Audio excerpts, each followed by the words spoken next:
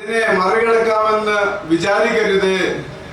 അവനവന്റെ ജീവിതശൈലിയെ ക്രമീകരിച്ചുകൊണ്ടായിരിക്കണം ആ രോഗത്തെ നേരിടേണ്ടത് എന്ന് ആളുകളോട് പറയാൻ ഏറെ ആഗ്രഹിക്കുന്ന ഒരാളാണ് ഞാൻ. എന്റെ ചികിത്സയിൽ വന്നവരൊക്കെ ഇപ്പൊ ഈ ടിപ്സിനെ കുറിച്ച് പറഞ്ഞല്ലോ. കാരണം ഞാൻ മരുന്നിനേക്കാൾ കൂടുതൽ ജീവിതശൈലി മാറ്റുന്നതിലാണ് കാര്യമെന്ന് ഉറച്ചു വിശ്വസിക്കുന്ന ഒരാളാണ് ഞാൻ. നമ്മള് ഇന്ന് പല ചർച്ചകളും നടക്കുമ്പോൾ പറയാറുണ്ട്, ഒരു മനുഷ്യൻ 10 ലിറ്റർ വെള്ളം കുടിക്കണം, 5 ലിറ്റർ വെള്ളം കുടിക്കണം, 8 ലിറ്റർ വെള്ളം കുടിക്കണം. ഇത്തരം ഡിസ്കസ് ഒക്കെ ഒരുപാട് നടക്കാറുണ്ട്. ഞാനത് വെറുതെ കേട്ടിരുന്ന് ചിരിക്കാറാ പതിവ്. എൻ്റെ ഉള്ളിൽ ഒരു ചിരി വരും. കാരണം എന്താണെന്ന് വെച്ച് കഴിഞ്ഞാല് ഈ മനുഷ്യൻ കുടിക്കുന്ന വെള്ളം 10 ആയിക്കോട്ടെ, 20 ആയിക്കോട്ടെ, 25 ആയിക്കോട്ടെ, ആ വെള്ളത്തിൽ നിന്ന് മനുഷ്യന് കിട്ടേണ്ട ഒരു കാര്യമുണ്ട്. ഒരു ജീവനാണ് വെള്ളത്തിലൂടെ മനുഷ്യന്റെ ഉള്ളിലേക്ക് വരുന്നത്. അപ്പൊ ജീവനുള്ള വെള്ളം കുടിക്കണം. ജീവനുള്ള വെള്ളം കുടിക്കണമെങ്കിൽ നല്ല കിണറ്റിൽ നിന്ന് കിട്ടുന്ന പച്ചവെള്ളം, ചൂടാക്കാത്ത വെള്ളം, അത് കുടിക്കുമ്പോൾ മാത്രമേ വെള്ളം കുടിക്കുന്നതിന് ശരിയായ പ്രയോജനം ഒരു മനുഷ്യന് കിട്ടുകയുള്ളൂ. ഇനിയിപ്പോ സംവാദത്തിനൊന്നും ആരും നിൽക്കണ്ട. ഞാൻ എൻ്റെ ഒരു തിരിച്ചറിവാണ്. ആർക്ക് വേണമെങ്കിലും ഫോളോ ചെയ്യാം, എന്ത് ചെയ്യാം, തള്ളിക്കളയാനും സ്വാതന്ത്ര്യമുണ്ട്. എൻ്റെ ചികിത്സയിൽ ഞാൻ എല്ലാവരോടും പറയാറുള്ളതാണ്, എൻ്റെ തിരിച്ചറിവാണിത്. ഞാനിതിന് സമത് എലമെന്റ്സ് എന്ന് പേര് വെച്ചിരിക്കുന്നത് തന്നെ എൻ്റെ കണ്ടെത്തലുകളാണ്. ഞാൻ തിരിച്ചറിഞ്ഞ ചില ചികിത്സകളാണ്. അതുകൊണ്ട് തന്നെ ചിലർ പറയും ആ വെള്ളത്തിന് അങ്ങനെ പ്രശ്നമില്ലേ, ഇപ്പം എന്താ പറയുക, ക്ലോസറ്റൊക്കെ ഉള്ള സ്ഥലങ്ങളല്ലേ, അങ്ങനെയുള്ള എന്താ പറയുക, അങ്ങനെയുള്ള മാലിന്യങ്ങളൊക്കെ വരാൻ സാധ്യതയില്ലേ. ഇതിനൊക്കെ എനിക്ക് ഉത്തരവുണ്ട്. പക്ഷെ അതൊന്നും പറയാനുള്ള ടൈം അല്ലാത്തതുകൊണ്ട് ഞാൻ പറയാണ്. അപ്പോൾ ശുദ്ധമായ പച്ചയായ വെള്ളം കുടിക്കുമ്പോൾ അതുപോലെ ഒരു മനുഷ്യൻ ഇരുന്ന് വെള്ളം കുടിക്കണം. നിന്നിട്ട് വെള്ളം കുടിക്കുന്നത് കൊണ്ട് ആ മനുഷ്യ ശരീരത്തിന് ഒരു പ്രയോജനവും വരാൻ കിട്ടുന്നില്ല. നേരെ മറിച്ച് ഇരുന്ന് അല്പാൽപമായിട്ട് വെള്ളം കുടിക്കുകയാണെങ്കിൽ ആ വെള്ളത്തെ ശരീരം ഏറ്റെടുക്കും. ആ വെള്ളം കൊണ്ട് ശരീരത്തിന് പ്രയോജനം കിട്ടും. ഇങ്ങനെ ഓരോ കാര്യത്തിലും ഇപ്പൊ നമുക്കറിയാം, ഏത് ഹോസ്പിറ്റലിൽ പോയി കഴിഞ്ഞാലും ഡോക്ടർമാർ എഴുതി തരും, നിങ്ങൾ വൈറ്റമിൻസ് എടുക്കണം, വൈറ്റമിൻസ് ടാബ്ലറ്റ്സ് സപ്ലി എടുക്കണം. അവിടെ എല്ലാവരും ചോദിച്ചാൽ അറിയാം, പല മരുന്നുകളുടെ കൂട്ടത്തിൽ ഈ വൈറ്റമിൻ സപ്ലൈ എടുക്കുന്ന ആളുകളായിരിക്കും പലരും.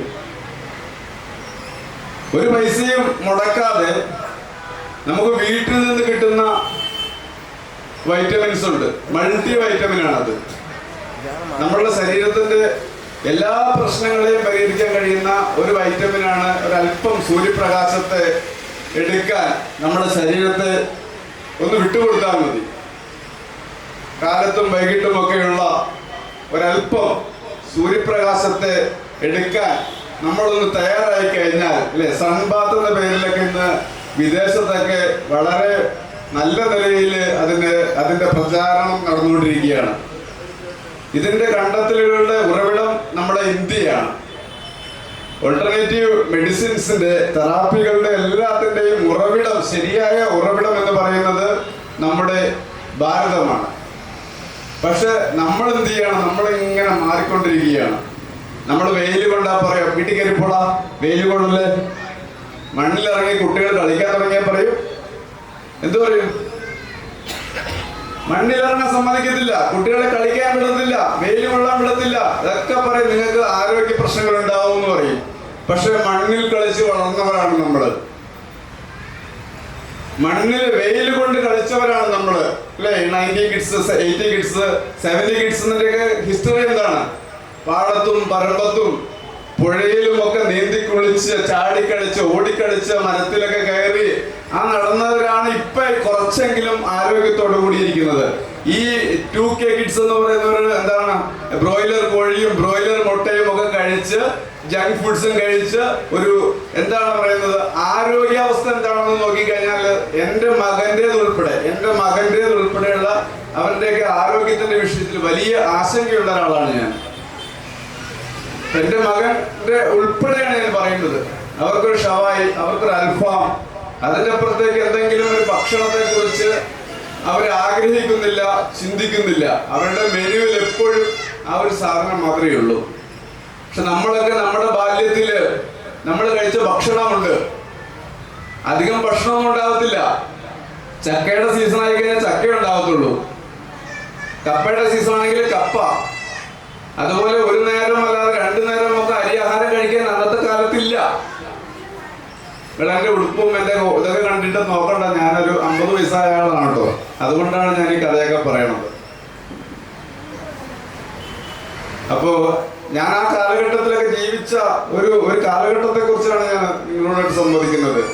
തീർച്ചയായിട്ടും ശരിയായ ആരോഗ്യത്തിലേക്ക് നമുക്ക് മടങ്ങിപ്പോകണമെങ്കിൽ, രോഗങ്ങളില്ലാതെ നമുക്ക് ജീവിക്കണമെങ്കിൽ നല്ല ജീവിതശൈലി നമ്മൾ തിരഞ്ഞെടുക്കണം. ഇപ്പോൾ ചോദിക്കും എവിടെയായി ശുദ്ധമായ വെള്ളം കിട്ടുക? ഞാൻ മിനിഞ്ഞാന്ന് ഇവിടെ ഒരു ഫംഗ്ഷൻ ഉണ്ടായിരുന്നു. നമ്മുടെ സമീപത്തുള്ള ഉലമാക്കളൊക്കെ പങ്കെടുക്കുന്ന ഒരു പരിപാടിയായിരുന്നു. അപ്പൊ അവരെ ഏറ്റവും നന്നായി ബഹുമാനിക്കണമെന്ന ആഗ്രഹമുള്ളത് കൊണ്ട് ഞാൻ അവർക്ക് മട്ടനും ചിക്കനും ഒക്കെ ഏർപ്പാട് ചെയ്യുമ്പോൾ ലുലു മാളിൽ പോയി കഴിഞ്ഞാൽ 700 രൂപയ്ക്ക് മട്ടൻ കിട്ടും, ചിലപ്പോൾ 680 കിട്ടും, ഓഫറാണ്. പക്ഷെ ഞാൻ മട്ടൻ മേടിക്കാൻ വേണ്ടി തിരഞ്ഞെടുത്തത് ബാലരാമപുര. കാരണം ഞാൻ അന്വേഷിച്ച് പറഞ്ഞ അവിടെ നല്ല നല്ല മട്ടൺ, ഒറിജിനൽ നാടൻ മട്ടൺ കിട്ടും ബാലരാമപുരത്ത്. ഞാൻ എന്ത് ചെയ്തു? വണ്ടിയെടുത്ത് ബാലരാമപുരത്ത് പോയി മട്ടൺ വാങ്ങിച്ചു. കുടിക്കാൻ വേണ്ടിയുള്ളൊരു വെള്ളം അത് ശുദ്ധമായിരിക്കണമെന്ന് നിങ്ങൾക്ക് നിർബന്ധമുണ്ടെങ്കിൽ നല്ല വെള്ളം കിട്ടുന്നത് മിനറൽ വാട്ടർ അല്ല കേട്ടോ. ഞാൻ മിനറൽ വാട്ടറിനെ കുറിച്ചല്ല പറയുന്നത്, ശുദ്ധമായ കിണർ വെള്ളം. എവിടെ പോകുമ്പോഴെങ്കിലും നിങ്ങൾ ഒരു കിണർ കണ്ടാൽ ഒരു 10-15 ലിറ്റർ വെള്ളം നിങ്ങളുടെ വീടുകളിൽ ആർക്കാണ് ശേഖരിച്ച് വെക്കാൻ കഴിയാത്തത്? ആർക്കാണ് കഴിയാത്തത്? ആർക്കും കഴിയും. വേണമെന്ന് വെച്ചാൽ ആർക്കും കഴിയും. ഇപ്പോ